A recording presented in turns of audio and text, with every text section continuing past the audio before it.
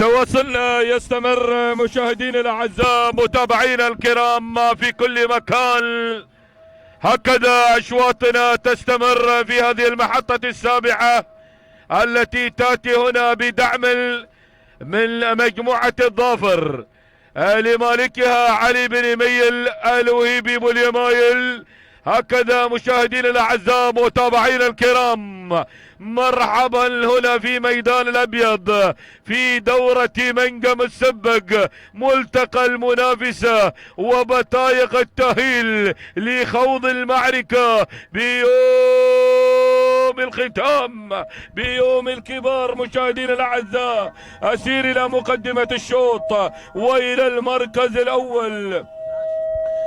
المقدمة الظبي غير وركضها غير. ياتي سعيد بن يعقوب الينيبي مقدما الظبي، ظبي الفلا معنى الوفاء رمز العطاء، تنطلق الى مقدمة الشوط. المركز الثاني القادمة مرحبا بشعار ابو غدير، علي بن غدير بن حمدان اليحافي يتقدم في مستوى ثاني الاسماء، بينما الوصول هو القدوم القوي من شواهين اسلوم بن سالم الحكماني.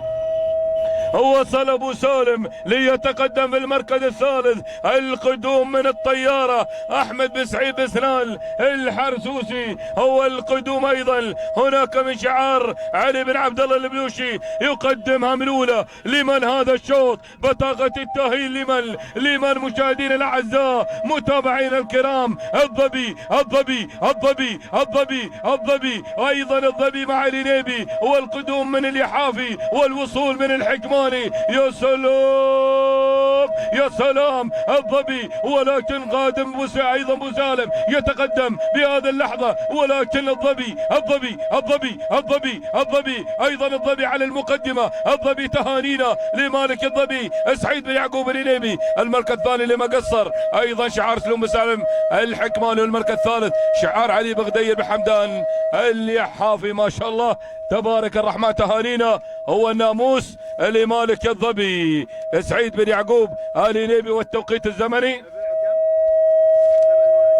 اذا دقيقتين وسبع ثواني هو 28 جزء من الثانية. توقيت الظبي المرافق لها مع بودرة نهاية. تهانينا